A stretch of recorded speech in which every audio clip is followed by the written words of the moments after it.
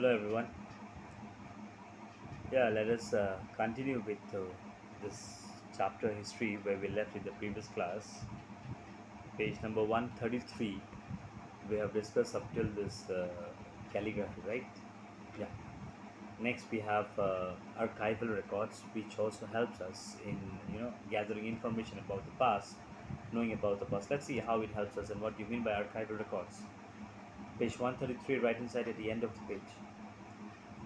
Apart from various literary sources discussed above, government documents or archives in the form of royal farmans or decrees issued by the rulers, treaties or agreements between different kings, chronicles of court, and records of revenue also serve as an important source of information for this period. Underline this. So there are, we saw this what you call literary sources. We saw different archaeological sources like monument building stories. The no, like what do you call forts and all. So many things. So apart from that, there are also some various other sources which helps us in knowing about the past, like the old government records, documents which they kept at times. Many a times there used to be agreement, contract. We say, agreement between the various kingdoms, between various kings. So even those are kept in record, from which we can know many things about the past. Obviously, chronicles of court, as we have discussed in the previous class, records of revenue tax, okay, records of revenue. So all these things, this also played a very vital role in giving us information about knowing the past.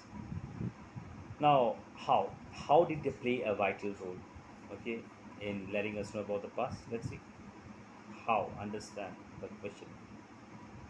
You can write down these questions, whatever I'm discussing.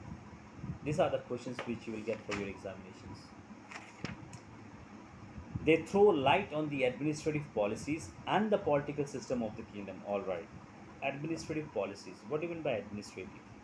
Administrative means how it is being controlled, how it is being managed, how it is being operated. Okay. Administrative. Everything. Controlling, managing. How the things are working or actually taking place. Political system of the kingdom, the ruler, how the policies, the rules which are made, okay, that's called the political system. So these things, that is royal farman, treaties, agreement, chronicles, revenue and all, this thing provides us information with regard to two things. First of all, the administrative system. Secondly, this what do you call, the political system of that particular kingdom. And with the help of the administrative system and the political system, we get to know about the past of that particular period. Next, we have geographical factor. All right. So even this what you call geographical factor also plays a very important role when it comes to giving information about the past. Let's see how. Geography is one of the most significant drivers of history. In the absence of the concept of space, history would rather be incomplete and devoid of its vital substance. That is why history is often regarded both as the history of mankind and the history of environment. Mhm. Underline that. In the absence, underline from the second sentence. In the absence of the concept of space, history would rather be incomplete and devoid of its vital substance, and that is why history is often regarded both as the history of mankind and history of environment as well. All right. So history does not mean that only history about uh, how the society existed or the culture, the different culture, tradition, rules, and all. But however, history also implies to the history of environment as well, not only mankind. And the reason behind that is because of space. If space wouldn't have been there, then history would have been a kind of an incomplete, you know, uh, information that that is actually getting deviated from from its original important role that it must play, what it must teach us. Instead of that, it will go in a wrong track if space wouldn't have been there, if environment wouldn't have been a part of history. Okay, geography, environment. Keeping this in mind, it is crucial to go back in time in order to understand the geography and environment of the regions that have influenced the history of India. Hmm. Now we will come to know that how this, what do you call, if history of geography would have been absent, then how it would have affect us, or how it would have harm us. Let's see what role it has to play. Here it says that geography and environment of any particular area, any area, whichever area it is, doesn't matter. Okay, it has really influenced the history of our country. Let's see how. The three major physiographical divisions that have played an important role in the history of the Indian subcontinent are the Himalayan upland, the Indo-Gangetic plains, and the peninsular India. Underline the three major physiographical divisions which played an important role in the history of our country: Himalayan upland, Indo-Gangetic plains, and peninsular India. How? What role this Himalayan upland played? What is the use of this Indo-Gangetic plain and this peninsular India? Let's see all in detail. The first one, that is the Himalayan upland. The Himalayan uplands consist of a chain of lofty mountains, one after another, lofty, high peak. Due to weathering and erosion, huge quantities of fertile alluvium are continuously carried down into the plains from this mountain. The three great perennial river system, perennial, which never dries up, continuous flow, which keeps on flowing throughout the year.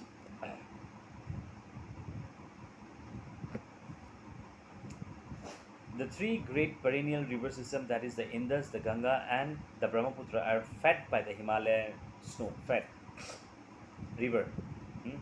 The water that keeps on coming on this river, so that it's always, it never dries up. It's actually who supplies water. You can say in simple term, it's the Himalayan snows.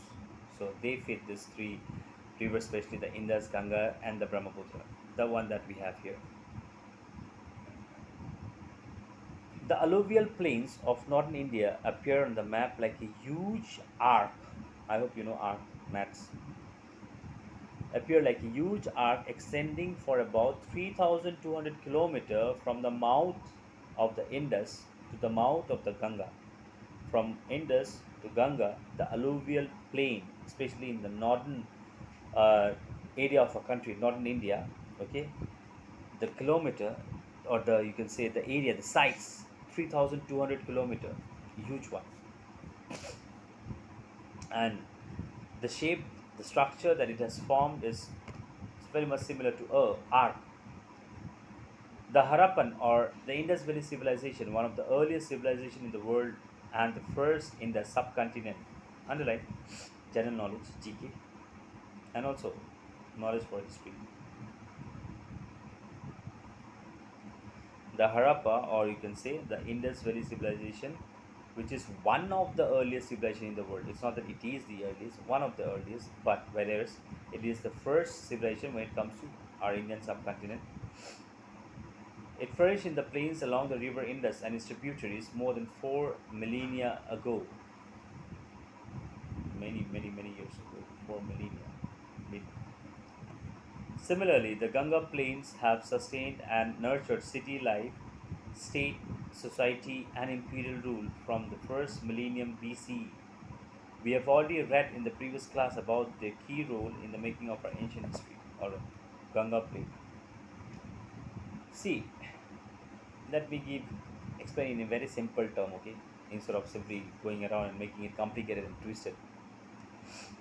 Uh,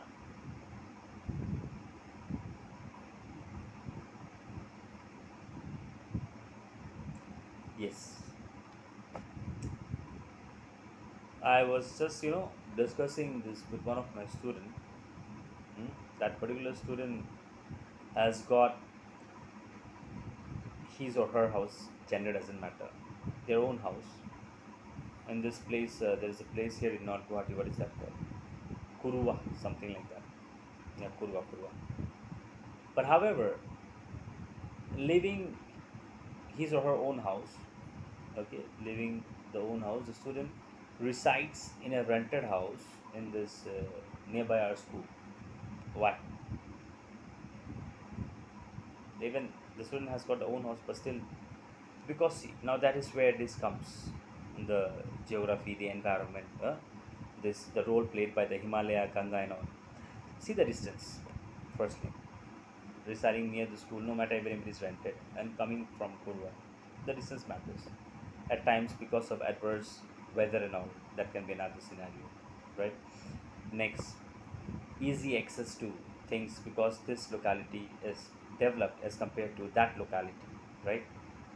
So these are some of the things because of which my particular student left his or her own house and residing in a rented house. Correct?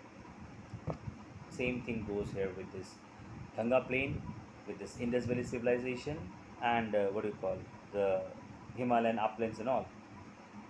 We when we look for a settlement, right? We always try to find the best, you know, suitable area, place as per our needs. Now you see this fertile areas which is good for farming, which has got which is where the soil is very much fertile and all, and this especially the Ganga plains where the water bodies, supply of water is enough, abundant. There will be no scarcity. This is one more thing. So these are some of these, reasons because of which you can say towns, villages, city, they try to establish, their settlement nearer to these locations so that they can sustain well, they can survive well without any issues, without any challenges. And as a result, these areas, the paragraph which we read, the Himalayan upland, the Harappa Indus civilization, the Ganga plain, the what is this called? River Ganga and Indus, yeah, Indus tributaries and all. So nearby these areas, you find people started, setting up their settlement first. You see, there is a line at the end. Yeah, first one, two, three, four, fifth. This paragraph, okay, from the last fifth line, I will read once again. Similarly, the Ganga plain have sustained and nurtured city life, state, society, and imperial means king. Okay, don't get confused. Imperial means king, kingdom, territory, and imperial rule from the first millennium BC. The Ganga plain, so much famous.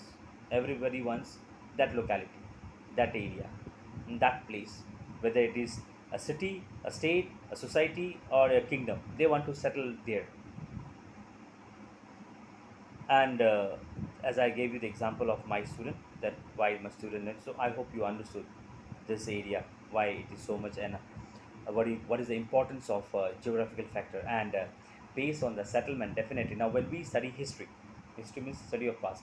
Now since these areas the settlement took place first, so definitely when we will study about human being, about society, about culture, about mankind, we will have to go to these places, right? And the reason why people settle this in these places is because of those needs. Whatever they wanted, it got fulfilled out there. So see, it's all connected. So that's what in the first para.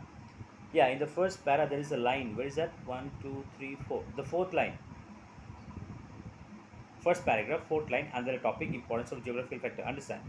Don't get confused. That is why history is often regarded as the history, both history of mankind and the history of environment, connected, interrelated. All right. History does not mean only studying about past, studying about the king, queens, and who ruled when, how, fight, war, and all. No, nothing. No, not only that. It is all. It also means something more than that. Okay. Next para. I hope you understood. This much example is enough. Next is about the northern plain and and the peninsular India. How, you know they're separated, or you can say this. What is the role of this, the northern plain, okay, in helping us to know the history of our country. Let me see where this topic ends, because I don't want to leave a topic in between. because what happens is that you will lose the interest. When I start a topic, I would like to finish it up. So that is why I'm just looking for it.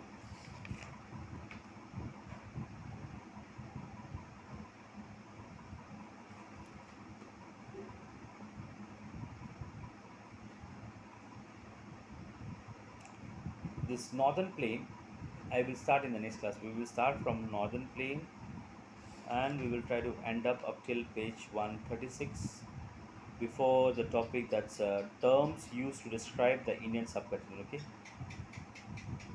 till there we'll try to finish it up in the next class. We can, because it's one topic, the northern plane. It's all connected. You see the para. If I just leave any para in between by explaining two or three paras, and again when I'll come back in the next class, by the time gone, right?